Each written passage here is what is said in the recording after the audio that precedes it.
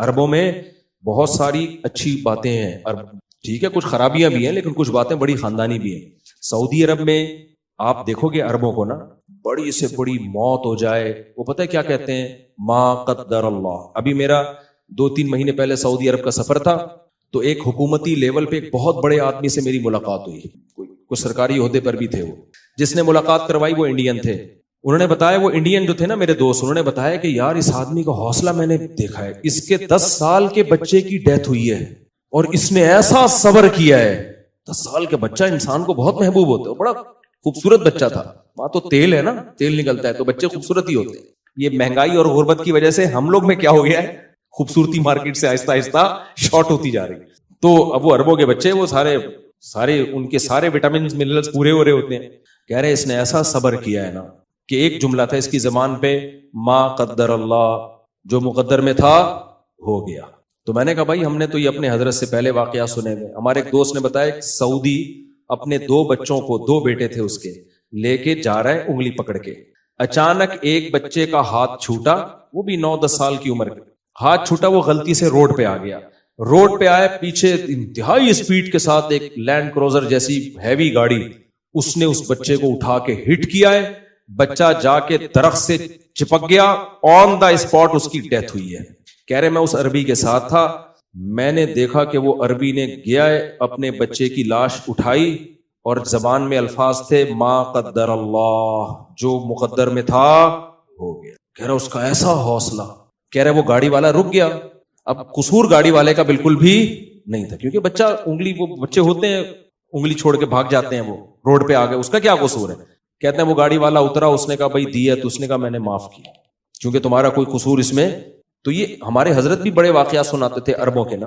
حضرت نے ایک واقعہ سنایا کہ کسی سعودی نے میری دعوت کی، اب تو آہستہ آہستہ وہاں بھی بے دینی آ رہی ہے، اب تو آہستہ آہستہ جب ظاہر ہے سیکولرزم، لبرلزم آئے گا تو جو جتنا چیختا ہے نا اس کو لوگ سمجھتے ہیں یہ ہے اصل۔ جو بے دینی جب آتی ہے نا تو میت پہ جو 2-2 فٹ اچھل ہاں ہی ٹھوک سر مار رہا ہوتا ہے، لوگ کہتے ہیں محبت تو اصل اس کو کہتے ہیں، اٹ از کالڈ محبت۔ حالانکہ اسلام میں چیخنا، چلانا، شور شرابہ یہ پسندیدہ نہیں ہے، صبر پہ ثواب ہے۔ تو ہمارے حضرت نے ایک اور واقعہ سنایا، کہتے ہیں ایک عربی نے، سعودی نے میری دعوت کی، میں بیٹھا ہوں ناشتے پہ، دعوت، پراٹھا مراٹھا جو بھی ان کے زیتون میتون، ان کے کھانے ہم سے کھائے نہیں جاتے۔ ہم زمزم ہوٹل میں تھے حج کے موقع پہ نا 2013 میں، ہوٹل اتنا مہنگا اور اس میں کھانے زیتون اور کشمش اور انجیر اور پتہ نہیں کیا کیا۔ میں باہر نکلتا تھا کنی کترا کے، باہر پائے اور پراٹھے کھاتا تھا میں بیٹھ کے۔ میں نے کہا یار جب تک بھاری بھرکم نوالا پیٹ میں نہیں اترے ہمیں تسلی نہیں ہوتی۔ تو ٹھیک ہے انجیر زیتون بہت اچھی چیز ہے، لیکن ناشتے میں یار پھر اتنا چلنا ہوتا تھا حج میں، ہم نے کہا یار وہ پھر ایک بنگالی ہوٹل تھا، ہم کنی کترا کے نکلتے تھے وہاں پہ چھپڑ میں جا کے، پائے میں نا وہ ڈبو کے ہاتھ بھی، جب تک نہاری اور پائے سلیقے سے کھانے کی چیز نہیں ہے، یہ توہین ہے۔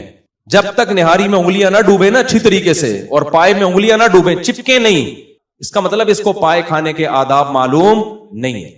اس پہ وہ شعر صادق آتا ہے، جو ذرا سی پی کے بہک گیا اسے میں کدے سے نکال دو، یہاں اہل ظرف کا کام ہے، یہاں تنگ نظر کا گزر نہیں۔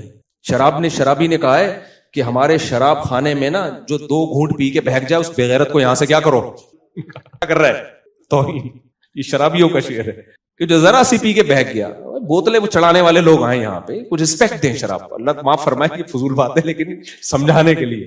ایسے نیچ خاندان کے شرابیوں کے اپنے اصول ہوتے ہیں نا، نیچ خاندان کے 2 ڈھکن پیے اور ٹن پڑا ہوا ہے، نکل یہاں سے، صحیح ہے نا۔ کیا کہہ رہا تھا میں واقعی بھول گیا۔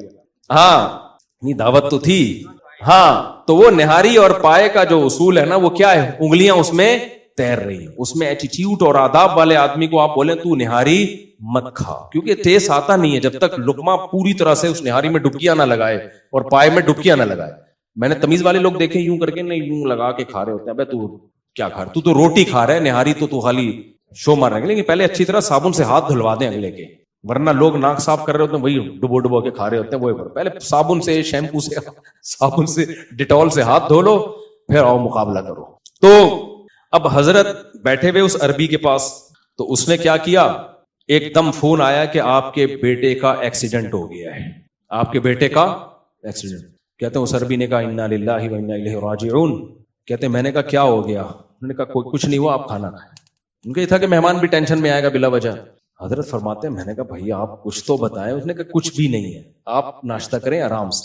حضرت کہتے ہیں مجھ سے ناشتہ حلق میں نہیں اتر رہا. میں نے کہا بھائی بتاؤ. کہہ رہے میرے بیٹے کا ایکسیڈنٹ ہوا ہے. فرمایا چھوڑو بھائی اسپتال چلتے ہیں. تو اس عربی نے بولا کہ دیکھو ہاسپٹل میں وہ ایڈمٹ ہو چکا ہے, یا تو پڑا ہوا ہوتا نا پھر ہم بھاگتے. سعودی عرب کا پورے دنیا کا ہی سسٹم ہے, ادھر بندہ ایکسیڈنٹ ہو ایمبولینس آ کے ہاسپٹل میں جاتی ہے. ہمارے یہاں بھی ایسا ہوتا ہوگا, اللہ خیر کرے. ہوتا بھی ہے نہیں بھی ہوتا, ہر طرح کا ہی ہوتا ہے. پڑے رہتے ہیں لوگ, اللہ بچائے یار. اور ہاسپٹل میں لے جا کے آدمی کہتا ہے وہیں پڑے رہتے, تو بعض دفعہ ایسا بھی ہوتا ہے. تو اس نے کہا بھائی وہ ہاسپٹل میں جا چکا ہے, اب سیو ہے, اب کیا ہے, محفوظ ہے. اب ڈاکٹروں کے حوالے ہے, ہم کیا کر سکتے ہیں. حضرت کہتے ہیں میں اس کا صبر دیکھ کے حیران ہو رہا تھا. ابے تیرے بیٹے کا ایکسیڈنٹ ہوا ہے تو وہ کہہ رہا ہے بھائی ہو گیا نا, اب کیا کروں میں. وہی جملہ اس کی زبان پہ, ما قدر اللہ. اب ہمارے ناشتہ چھوڑ کے بھاگنے سے کوئی ٹھیک تھوڑی ہو جائے گا. اب ڈاکٹروں کے ہاتھ میں نہیں ہوتا تو ہم جلدی کرتے, ہماری تاخیر سے جان نہ نکل جاتی. سعودیہ کے ہاسپٹل بھی بڑے خاندانی قسم کے ہاسپٹل ہیں بھائی, ٹریٹمنٹ اب اس کا شروع ہو چکا ہے, اب ہماری جلد بازی سے کچھ بھی نہیں.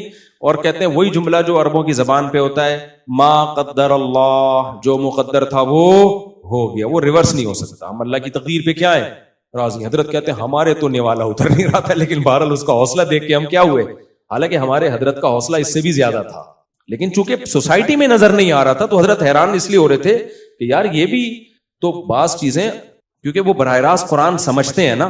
ہم تو مذہبی اسکالر سے سنتے ہیں نا قرآن, تو مذہبی اسکالروں میں کوئی صحیح بھی بیان کر رہے ہوتے ہیں, لیکن بعض لوگ اپنا ایک مائنڈ سیٹ لے کے ہر چیز کو اس پہ فٹ کر رہے ہوتے ہیں, تو اس سے قرآن کی حقیقی تعلیمات سامنے نہیں آتی پھر. تو اس لیے جلد بازی میں یہ بھی داخل ہے کہ آپ مشوروں کے بغیر فیصلہ کرو, پھر جب انجام میں آپ کو برا انجام ہو تو آپ کس کے کھاتے میں ڈال دو, تقدیر کے. اب اگر وہ سعودی کی غلطی سے ایکسیڈنٹ ہوا ہوتا ہے نا, پھر ما قدر اللہ کہنا بنتا نہیں ہے. بغیر لائسنس کے بیٹے کو گاڑی دے کے چلا دیا ہوتا ہے بھائی, سکھائی نہیں ہوتی اور کہا تجربہ کر, پھر ایکسیڈنٹ ہوتا, کہتے کوئی بات نہیں, ما قدر اللہ. ما قدر اللہ نہیں, نالائق, جب گاڑی چلانا آتی نہیں تھی اس کے حوالے کیوں کی, روڈ پہ بھیجا کیوں اس کو. سمجھ میں آ رہی ہے بات. تو جب آپ اپنے قواعد پورے کریں اس کے بعد فیصلہ کریں, پھر نتیجہ کس پہ چھوڑ دیں, اللہ پہ. کیونکہ ہماری نہیں چلے گی, چلے گی کس کی, اللہ کی. اگر ہماری چل رہی ہوتی تو سارے کامیاب ہو جاتے ہیں. اللہ کہتے ہیں عمل الانسان ما تمنا, یہ تھوڑی کہ تم جو چاہو گے تمہیں ملے گا, تمہاری چاہتوں کے خلاف بھی بہت کچھ ہوگا. اللہ سے دعا یہی کرنی چاہیے, اللہ ہماری جائز چاہتیں پوری کرے, کامیابی کے اسباب بھی. اور اللہ سے دعا مانگنی چاہیے, اے اللہ ہم میں صبر کی طاقت نہیں ہے, ہمارا صحابہ جیسا حوصلہ نہیں ہے, ہم کمزور ہیں, محتاج ہیں, ہمیں تو عافیت والی زندگی چاہیے. پھر بھئی درجات کیسے بلند ہوں گے, اے اللہ دو طرح سے درجات بلند ہوتے ہیں, بعض دفعہ مصیبتوں میں ڈال کے صبر کی توفیق, بعض دفعہ نعمتوں میں ڈال کے شکر کی توفیق. ہمیں دوسرا والا پیکج زیادہ پسند ہے, صحیح ہے نا. ہمیں کون سا پیکج چاہیے, دوسرا والا. اے اللہ ایک پیکج وہ بھی ہے یعقوب علیہ السلام والا, ایوب علیہ السلام والا, پریشانیوں میں ڈال کے صبر کروایا ان کو. ایک اللہ سلیمان علیہ السلام والا بھی ہے, خوب نعمتوں کی برسات کی, ایسی بادشاہت, ایسی دولت, ایسی کنٹرولنگ پاور کہ ساری چاہتیں پوری ہو رہی ہیں, اور اس میں اللہ کو نہیں بھولے, اللہ کو یاد رکھا. تو اللہ ہمیں کون سا والا چاہیے پیکج. تو ابدیت کا تقاضا یہی ہے کہ ہم دوسرا پیکج مانگے اللہ سے. ایک صحابی نے نبی سے جب صبر کے فضائل سنے نا تو اللہ سے دعا مانگ رہے, اللہ مجھے خوب مصیبتیں دے, پھر صبر کی توفیق دے تاکہ میرے درجات بلند ہو. آپ صلی اللہ علیہ وسلم نے منع کیا ہوں اللہ سے مصیبتیں. دیکھو صحابہ کا ایمان کتنا تگڑا تھا, تو آپ نے فرمایا نہ, کیونکہ یہ ابدیت کے خلاف ہے. اب محتاج اسے کہتے ہیں فقیر بن کے رہو. فقیر کبھی کہتا ہے دے سکتے ہو تو دے دو ورنہ میں صبر کر. وہ کہتا ہے بھائی مجھے پیسے چاہیے, میرے گھر میں راشن ختم, میرے گھر میں یہ نہیں, بھی جو مسئلے ہوتے ہیں نا وہ بھی ڈالے گا کھاتے میں. تو ہم تو فقیر ہیں, ہم تو جو نئی مسئلے ہیں وہ بھی کس اللہ کے سامنے رکھیں گے, جو فیوچر میں آنے والے جو ہو چکے. ہم اللہ سے یہ کہیں گے اللہ ہم میں یعقوب علیہ السلام جیسا صبر تو دور کی بات, ہم میں تو صبر ہی نہیں ہے, ہمیں سلیمان علیہ السلام والا پیکج چاہیے. مانگنا ہم نے یہی ہے, کوشش ہم نے اس کی کرنی ہے. پھر کوئی مصیبت آ جائے تو صبر کی. ابھی دیکھا نہیں ہے نا عذاب قبر, اس لیے کیا کہہ رہے یار ہو سکتا ہے اللہ کوئی نیکی کام آ جائے, اللہ بخش دے. لیکن اگر کوئی عذاب قبر دیکھ لے نا پھر یہ کیفیات نہیں ہوں گی, پھر تو وہ ایسا ہو جائے گا کہ اس کو خوف کم کرنا پڑے گا اس کا کہ بھائی اللہ سے امیدیں. تبھی تو دیکھو نبی صلی اللہ علیہ وسلم سے بہت ساری حدیثیں امیدوں کی منقول ہے ایسی روایتیں ہیں کہ عام عوام میں ہم ان کو بیان کریں نا تو ڈر لگتا ہے کہ لوگ اس کا غلط مطلب نہ سمجھیں. مثال کے طور پر ایک حدیث میں آتا ہے رسول اللہ صلی اللہ علیہ وسلم نے صحابہ سے فرمایا اگر تم سب لوگ گناہ بالکل چھوڑ دو, کبھی کسی سے گناہ ہو ہی نہیں, کوئی غلطی نہیں ہوتی کسی سے, اللہ تمہیں ختم کر دے گا, مار دے گا ایسی قوم. اللہ ایسی قوم پیدا کرے گا جس سے گناہ ہو پھر وہ اللہ سے توبہ کرے. اللہ کو توبہ پسند ہے. صحیح حدیث ہے. اب اگر صرف آپ اتنی حدیث پبلک کے سامنے بیان کر دیں تو اس سے تو لوگوں کو گناہ پہ جرت ہوگی کہ نہیں ہوگی؟ لوگ کہیں گے یار ہم خام میں بچ رہے ہیں, بلا وجہ گناہ کر لیں گے پھر توبہ کر لیں گے, کیونکہ اللہ کو گناہ سے بچنے والے بالکل بھی پسند. کیا خیال ہے؟ اللہ تو کہہ رہا ہے گناہ سے بالکل بچو گے تو میں تو مار کے ختم کر دوں گا, ایسے لوگ مجھے چاہیے. بھائی بات یہ کہ یہ جن کو خطاب کیا جا رہا ہے نا ان کے دلوں میں آگ کا اتنا خوف پیدا ہو گیا تھا, اتنی جہنم کی آگ کا ڈر کہ حضرت عمر رضی اللہ تعالیٰ عنہ کے تو رو رو کے یہاں نالیاں بن گئی تھی اللہ کے خوف سے. یہ لوگ آپ کے سامنے بیٹھے تھے, اتنا خوف کا غلبہ تھا حضرت عمر میں, وہ کہتے تھے کہ قیامت کے دن اللہ مجھے جنت نہ دے, بس میرے گناہ معاف کر دے میری نیکیوں کے بدلے, تو بس مجھے یہ بھی قبول ہے, مجھے ڈر ہے کہ میں پکڑا نہ جاؤں کہیں. حضرت ابو بکر پہ ایسا خوف کا غلبہ, گھاس کا تنکا اٹھا کے کہتے کاش میں گھاس کا تنکا ہوتا, میں مٹی ہوتا, انسان نہ بنتا تاکہ حساب نہ ہوتا. ایسا ان کے دماغوں پہ ایک حساب کتاب کا خوف مسلط تھا. لیکن یہ کیفیت ان کی بھی ہر وقت نہیں ہوتی تھی, تو ایسے لوگوں سے امکان تھا کہ کوئی چھوٹا موٹا گناہ ہو جائے, تو جب ہو جاتا پھر وہ کیفیت بحال ہوتی, تو ان کو خوف کا بہت غلبہ, اتنا خوف کہ اس سے انسان عمل میں پیچھے, مایوسی پیدا ہونے لگتی ہے کہ یار ہم تو نیک بن ہی نہیں سکتے, چھوڑو جنت پہ جانے کی. جیسے ایک آدمی کو پتا ہے میں کامیاب ہو ہی نہیں سکتا تو وہ امتحان کی تیاری کرنا چھوڑ دیتا ہے. تو ایسے لوگوں کو کیا کہا جاتا ہے, بیٹا کوئی بات نہیں, اس دفعہ ترقی پاس ہو گئے, اگلی دفعہ کراچی میں تو یہ تسلیوں پہ ہی چل رہا ہے سارا سیٹ اپ نا, بیٹا کوئی بات نہیں اس دفعہ نمبروں سے رہ گئے. اب ایک پڑھنے والا قابل بچہ ہے, آپ کو پتا ہے محنت کر رہا ہے, سی اے کے پیپر دے رہا ہے, سی اے کے پیپر فرسٹ پہلی دفعہ میں نہیں ہوتا, اس میں فیل ہوتے ہوتے ہی انسان پہنچتا ہے. تو پہلا پیپر دیا, اس میں نمبر کم آ گئے, 2 نمبروں سے رہ گیا, تو باپ عقل مند ہوگا, کیا کہے گا, کوئی بات نہیں بیٹا, شروع میں نہیں کہے گا کہ بیٹا فیل ہو جانا کوئی بات نہیں, اگلے میں محنت, شروع میں تو کہے گا بیٹا پاس ہونا ہے تو نے. اب دیکھ لیا بیٹا محنت کر رہا ہے پھر بھی فیل ہو گیا, تو باپ عقل مند کیا کہے گا, کوئی بات نہیں بیٹا, یہ تو سی اے کا پیپر ہے, اس میں تو پہلی دفعہ اگر کوئی پاس ہو جائے تو ایب نارمل ہونے کی علامت ہے یہ. صحیح ہے نا؟ ہاں, اس کا مطلب اس کا دنیا میں پڑھائی کے علاوہ کوئی کام ہی نہیں ہے. جو نارمل لوگ ہوتے ہیں نا وہ فیل ہو کے آگے جاتے ہیں. میں بتا دوں آپ کو, میں جب میٹرک میں آتا نا, میٹرک تک ہم لوگ بڑے اچھے نمبر آتے تھے. میرے بھائی نے کہا یہ پاس ہونے کا شوق صرف میٹرک تک ہی ہوتا ہے, فرسٹ ایئر سیکنڈ ایئر سے بندہ فیل ہونا شروع. واقعی پھر الحمدللہ اللہ نے بڑا نوازا, فرسٹ ایئر میں 2-3 پیپر مشکل تھے, ہم نے چھوڑ دیے کہ سیکنڈ ایئر میں دیں گے, اس کو اکٹھے دے دیں گے. تو اور ذہین لوگ مشکل سے ہی پاس ہوتے ہیں, یہ بھی میں آپ کو بتاتا ہوں, ان کے دماغ ادھر ادھر چلتا بہت ہے.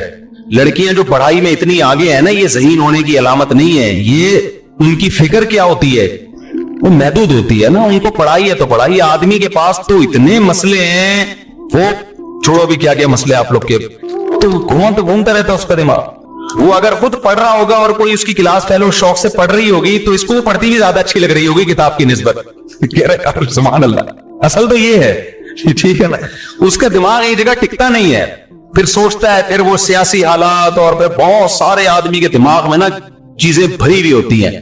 پڑھائی میں نمبر لانے والے 2 قسم کے لوگ ہوتے ہیں, یا تو بہت محنتی ذہین یا بہت بے وقوف. یا تو بہت ہی محنتی ہو نا وہ بھی چلے جاتے ہیں, یا میں نے پڑھائی بہت بے وقوف لوگوں کو دیکھا کہ نمبر اچھے آ رہے ہوتے ہیں, بیٹے لگا کے. درمیانی طبقہ تو تھوڑا سا اس میں دماغ ہونا, وہ پھر بہت مشکل سے پڑھائی, وہ ٹکتا ہی نہیں ایک جگہ. وہ پھر کبھی وہ بیٹھتا ہے تو کہتا ہے یار ڈاکٹر کی میڈیکل کالج میں پڑھتا ہوں تو ٹھیک ہے, تو تیاری کرتا. پھر کہتے ہیں میڈیکل کالج جب تھوڑا مشکل لگتا ہے, کہنا انجینئر بن جاؤ نا, میڈیکل کالج کی کیا ضرورت. اگلے دن وہ کہتا ہے چلو انجینئرنگ پڑھتا ہوں. پھر کہتے ہیں انجینئرنگ چھوڑو, بزنس میں دیکھو کتنا پیسہ ہے یار. اگلے دن, یہ ہمارے یہاں لڑکے بیٹھے ہوئے پلان بنا رہے ہوتے ہیں, پھر وہ بزنس کی طرف آئے گا. پھر کہتے ہیں ان سب چھوڑو, 4 شادیاں کرو, رزق خود بخود آئے گا. مفتی صاحب کا بیان ہے. آخر میں یہاں کے اینڈ ہوتا ہے, ٹھیک ہے کہ یار شادیاں کرو, بچے پیدا کرو, اللہ کہتا ہے شادیاں کرو, رزق خود بخود چھپڑا پھاڑ گیا ہے. تو یا پھر وہ کسی کام کا رہا ہی نہیں, دماغ اس کا گھومتا ہے. تو میں کیا بات کر رہا تھا, کہاں سے کہاں اتنی باتیں منتشر ہو رہی ہیں. نہیں وہ تو چل رہا تھا, یہ مثالیں یہاں کہاں سے آئی. میں یہ عرض کر رہا تھا کہ 2 جذبے ہوتے ہیں نا انسان میں جو اس کو موٹیویٹ کرتے ہیں. نہیں یہ مثالیں یہاں کہاں سے آنا شروع ہو گئی. ہاں میں عرض کر رہا تھا کہ دیکھو نبی صلی اللہ علیہ وسلم نے کن صحابہ کو یہ حدیث بتائی؟ میں سی اے کی مثال دے رہا تھا کہ یار ایک پیپر رہ گیا تو باپ کیا کہتا ہے کہ بیٹا یہ تو سب کے رہ ہی جاتا ہے, یہ تو سب کا رہتا ہے, کوئی بات نہیں اگلی میں ٹرائی کر لینا. تو صحابہ کی حالت یہ تھی کہ وہ گناہ کو, حضرت عبداللہ بن عباس کہتے ہیں ہم نبی کے دور میں کوئی کسی سے گناہ ہو جاتا نا تو ہمیں ایسا لگتا تھا جیسے کوئی پہاڑ ہے ہمارے اوپر گرنے والا ہے, ایسا اللہ کا خوف ہوتا تھا. اب خود دیکھو نا, ایک صحابی سے زنا ہوا, نبی سے آ کے کہہ رہے ہیں کہ مجھے رجم کریں, پتھر مار کے ہلاک کریں. نبی نے ان کو نکال دیا اپنی محفل سے کہ جاؤ, بتا دیا گویا بزبان حال کہ توبہ کرو بس اللہ سے. تسلی نہیں ہو رہی, دوبارہ آئے, یا رسول اللہ آپ مجھ پہ حد جاری کریں. عورت بھی ایسا کر رہی ہے, عورت کا دل تو بہت کمزور ہوتا ہے, وہ تو پتھر مارنا اس کے لیے مشکل ہے, وہ یہ منظر نہیں دیکھ سکتی کہ لوگ کسی کو پتھر مار رہے ہوں. اور وہ نبی کے پاس صحابی آ رہی ہیں, یا رسول اللہ مجھ سے زنا ہو گیا, آپ مجھ کو رجم کریں. نبی نے ان کو بھیج دیا واپس, جاؤ. انہیں اشارہ کر دیا کہ بھئی اللہ سے توبہ کرو. دوبارہ آئی, چوتھی بار آئی تو نبی نے کہا کہ تمہیں حمل ہے, واپس چلی جاؤ. وہ اگر دوبارہ نہ آتی نبی ان کے پیچھے کسی کو نہیں بھیجتے. کتنا خوف, بچہ جن لیا, بچہ لے کر آئی, یا رسول اللہ اب اس کی جان ضائع نہیں ہوگی کیونکہ بچے کا کیا قصور تھا, آپ مجھے رجم کریں. نبی نے فرمایا اگر تمہیں رجم کر دیا تو اس بچہ تو ماں کے بغیر یہ اس کی تربیت ہی نہیں ہو سکے گی, یہ تو روٹی پانی کا محتاج ہے. دوبارہ چلی گئی, 7 سال کا بچہ ہوا نا, روٹی کھانے کے قابل. ہمیں بھی جوش پیدا ہوتا ہے گناہ سے توبہ کا 2 منٹ کے لیے, اس کے بعد ختم. کتنا ڈیلے کیا نبی نے ان کو کہ یہ واپس نہ آئے. وہ واپس آئی, بچے کے ہاتھ میں روٹی کا ٹکڑا کہ یہ خود کھاتا ہے. تو پھر ان کو رجم کیا, جنازہ پڑھایا نبی نے. حضرت عمر نے عرض کیا یا رسول اللہ ایک عورت نے زنا کیا, آپ جنازہ پڑھا رہے ہیں؟ تو نبی نے فرمایا لقد تابت توبۃ لو قسمت بین 70 من اہل المدینہ لوسعتهم. اے عمر اس نے ایسی پیاری توبہ کی ہے کہ اگر مدینہ کے 70 کبیرہ مرتکب گناہگاروں میں اس کو ڈیوائیڈ کیا جائے نا تو ہر ایک کی بخشش کے لیے کافی ہو جائے. 70 آدمیوں کی توبہ اس ایک نے کی ہے, اکیلی نے. تو ایسے خاندانی لوگ تھے, گناہ شیطان نے کرا دیا. ان کو یہ کہا جا رہا ہے, امیدیں دلائی جا رہی ہیں, اتنے مایوس نہ ہو, کوئی بات نہیں, ہو گیا گڑ گڑاؤ اللہ کے سامنے. یہ گڑ گڑانا بھی اللہ کو پسند ہے, اور اتنا پسند ہے کہ اگر سارے ہی نیک بن جائے نا, ایسے صوفیوں کو اللہ ختم کر دے گا. اللہ کہے گا معافی مانگنے والے کہاں گئے بھائی. تو یہ ان کے بارے میں, ہمارے بارے میں قطعاً نہیں ہے کہ ہم کہیں یار اچھا ہوا ہم بھی گناہ کر رہے ہیں. بھائی ہم تو, وہ ہماری کیفیات ہی نہیں بن رہی گناہ کر کے, وہ ہمیں خوف ہی پیدا نہیں ہو رہا. تو میں جلدی سے اصل بات کی طرف آتا ہوں کہ بھائی صرف ایمان کافی نہیں ہے, وہ کیفیات بنانا ضروری ہے. تبھی تو قرآن کہتا ہے اذا تلیت علیہم آیاتہ, ایمان والے وہ ہیں جب ان کے سامنے ہماری آیات تلاوت کی جاتی ہیں, وجلت قلوبہم, ان کے دل دہل جاتے ہیں. وَإِذَا سَمِعُوا مَا أُنزِلَ إِلَى الرَّسُولِ, جب یہ اس کلام کو سنتے ہیں جو رسول پہ نازل ہوا. تَرَىٰ أَعْيُنَهُمْ تَفِيضُ مِنَ الدَّمْ, اے نبی آپ دیکھتے ان کی آنکھوں سے آنسو بہنا شروع ہو جاتے ہیں. یہ وہ کیفیات تھی جو صحابہ کی بنتی تھی. آج ہمارے دل کیا ہو گئے, خشک, سخت ہو گئے. قرآن کہتے ہیں نا فَوَيْلٌ لِّلْقَاسِيَةِ قُلُوبُهُمْ, جن کے دل سخت ہو گئے, نصیحت کی بات ان کے دل پہ اثر نہیں کر رہی. اچھا دیکھو قرآن بار بار دل کا ذکر کر رہا ہے, دماغ کا ذکر نہیں کر رہا.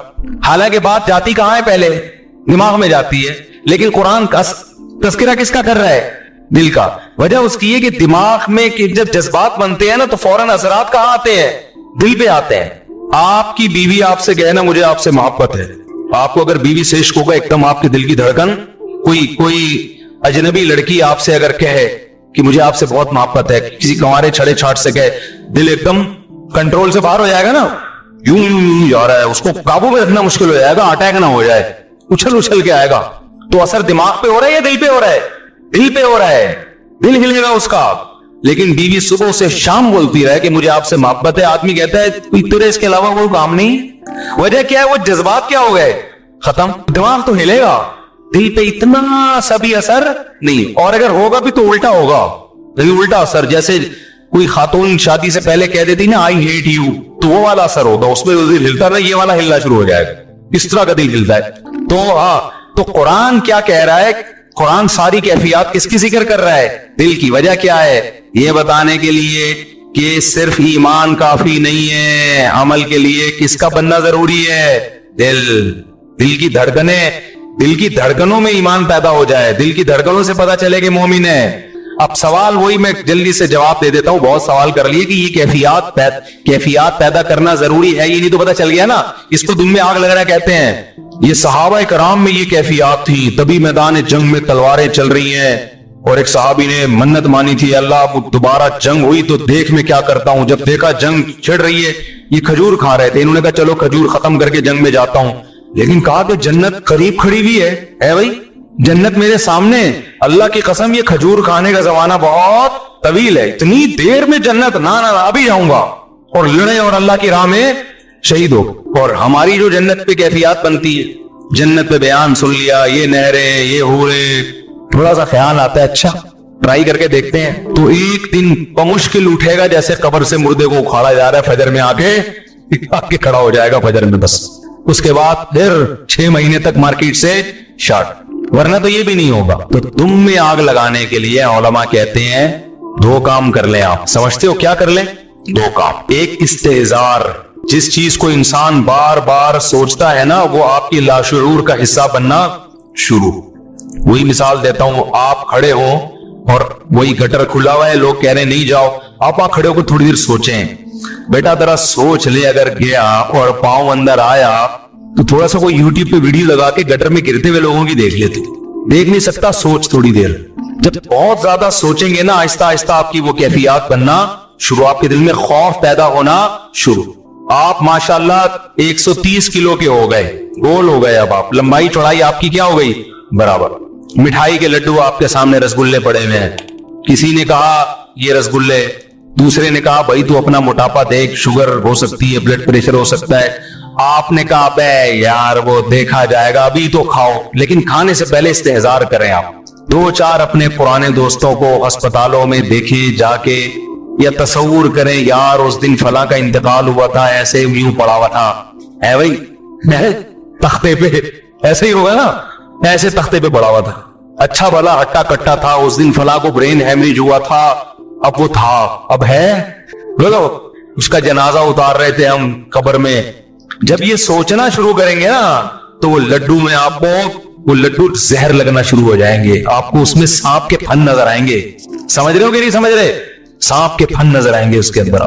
اگر جتنا سوچو گے اتنا وہ زہر لگے گا, آپ اتنا زہر لگے گا.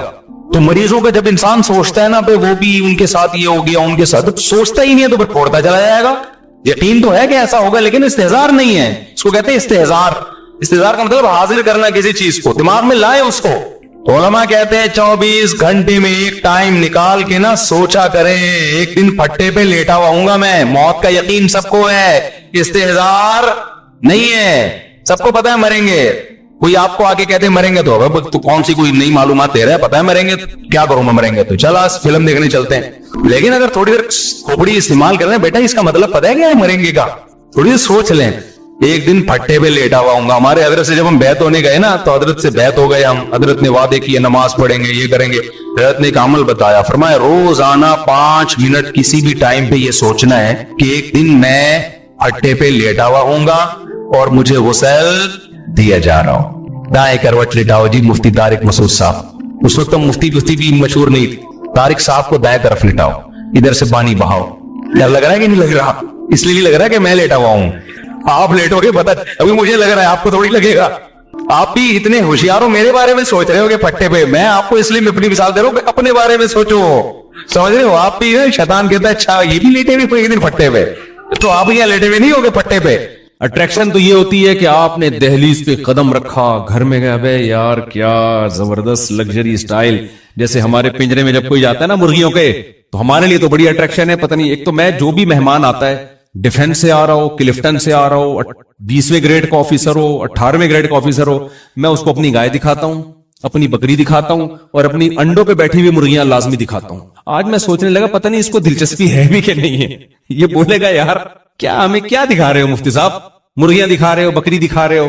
تو پھر میں نے سوچا یار ہمارے پاس آنے کا جرمانہ یہی ہے, جو ہمارے پاس آئے گا تو ہم اس کو اپنی گائے بھی دکھائیں گے, تیرے باپ نے بھی دیکھنا ہے چاہے تیرا دل کرے یا نہ کرے, اپنی مرغیاں بھی دکھائیں گے.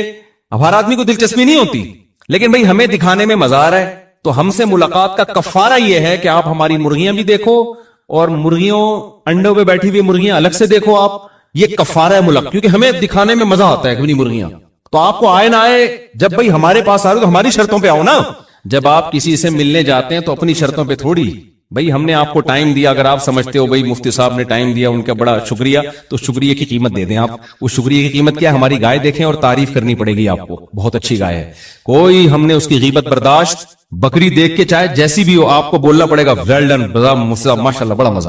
مرغیاں دیکھ کے آپ کو کہنا پڑے گا ویل ڈن مفتی صاحب بہت زبردست. تو اس سے یہ ہوتا ہے کہ خوشی مل جاتی ہے, پھر ہم تھوڑی دیر اور بیٹھ جاتے ہیں آپ کے ساتھ. ٹھیک ہے, تو میں سوچ رہا تھا یار میں ہر ایک کو دکھاتا ہوں, لوگوں کو تھوڑی دلچسپی ہوتی ہے. بہت سے لوگ بڑا 3 پیس سوٹ ٹائی اور یہ مرغیاں ورغیاں. ایک دفعہ تو کیا ہوا, ایک صاحب ملنے کے لیے آئے, وہ امریکہ سے آئے تھے, امریکہ میں ہی ماسٹر واسٹر کیا ہوا, میں نے مرغیوں میں ہی بٹھا دیا ان کو, چائے وہی منگوا لی, اور مجھے تو مزہ آتا ہے. اب میں نے کرسی پہ ان کو بٹھا کے گیا, چائے منگوائی, میں نے کہا آپ پیئے میں آتا ہوں. میں آیا تو اب وہ کچھ کہہ بھی نہیں رہے. اب وہیں ہماری میٹنگ تھی کوئی, اب ہماری آدھا پونے گھنٹے کی میٹنگ ہوئی ہے, تو اس کے بعد مغرب کی اذان کا ٹائم ہوا, وہ اٹھ کے جانے لگے. میں نے کہا ٹھیک ہے, آپ کو تکلیف تو نہیں ہوئی یہاں مرغیوں میں کوئی؟ ان کو بہت تکلیف ہوئی تھی. مجھے کہنے لگے بس وہ بیٹے ویٹے کر رہی تھی, ادھر کوئی ادھر آ کے بیٹھ رہا ہے چوزا, کوئی ادھر آ کے بیٹھ رہا ہے, بس ٹھیک ہے کوئی مسئلہ نہیں مفتی صاحب.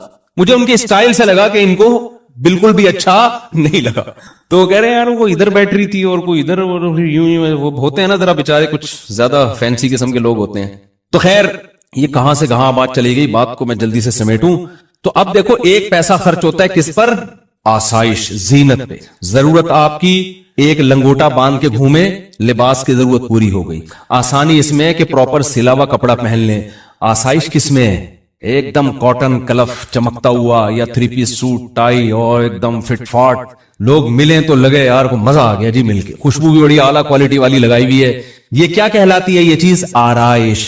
گھر بڑا لگژری رکھا آپ نے, اور سارا گاڑی ضرورت آپ کی W11 سے بھی پوری ہو جاتی ہے, بلکہ پیدل بھی پوری ہو جاتی ہے. اور آسانی کیا ہے کہ بھائی آپ ذرا اچھی والی اوبر کرا لیں. اور آسائش کیا ہے؟ زینت کس میں؟ اپنی گاڑی ہو آپ کی, خوبصورت بہترین لگژری قسم کی گاڑی ہو, وہ چلا رہے ہو.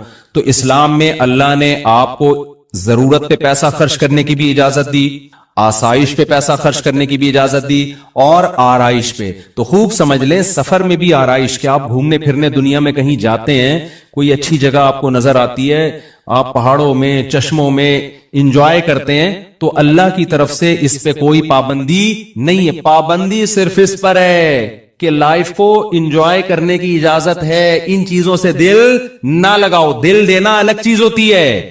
دل دینے کی علامت کیا ہے؟ آپ کہیں گے کیا وہی جب انجوائے کرنا ہے تو دل دینے کا مطلب ہے چھوٹتی ہے تو غم کتنا ہوتا ہے. دیکھو جب آپ سفر میں جاتے ہو, کوئی ہم سفر ہوتا ہے, دل لگاتے ہو. اب یہ میرے ساتھ لاہور میں جا رہے تھے نا, یہ مجھے ملے, لاہور میں جا رہا تھا تو یہ ایئرپورٹ پہ ملے مجھے, امریکہ سے آئے ماشاءاللہ. یہ تو ایئرپورٹ پہ ہماری گپ شپ ہو گئی, دوستی ہو گئی. تو میں نے ان سے کہا کہ آپ جہاز میں میرے ساتھ ہی بیٹھ جائیے گا, لیکن ان کی سیٹ تھی پیچھے. مجھے اچھے کچھ تمیز کے آدمی لگے, یہ میں نے کہا کچھ مجھے بھی سیکھنے کا موقع ملے گا آپ سے. تو یہ کہیں پیچھے بیٹھے ہوئے تھے, میرے ساتھ جو صاحب بیٹھے ہوئے تھے ہم نے ان سے مکا کر کے ان کو پیچھے بٹھا دیا, ان کو میں نے اپنے ساتھ بلوا لیا. ٹائم میرا لاہور جاتے ہوئے کیا ہو گیا, اچھا گزر گیا, کچھ گپ شپ ہو گئی, دوستی ہو گئی. اب یہ نہیں کہ لاہور ایئرپورٹ پہ یہ جب جا رہے ہیں تو میں پھوٹ پھوٹ کے رو رہا ہوں یار یہ کیا ہو گیا ہے, آپ کہاں جا رہے ہو, مجھے عین عالم شباب میں تنہا چھوڑ کے مجھے کہاں جا رہے ہو. کیا خیال ہے؟ بس اچھا ٹائم گزرا. تھوڑا بہت غم تو ہوتا ہے انسان کو, تھوڑا بہت تو ہلکا پھلکا ہوتا ہے کہ یار اگر پشاور کی فلائٹ ہوتی تھوڑا ٹائم اور اچھا گزر جاتا. ٹھیک ہے بھائی, ماشاءاللہ بڑی خوشی ہوئی آپ سے مل کے, نائس ٹو میٹ یو. 2-4 جملے انہوں نے کہا, یہ بھی نہیں پھوٹ پھوٹ کے رو رہے تھے ہائے ہائے ہائے, وہ کچھ بھی نہیں.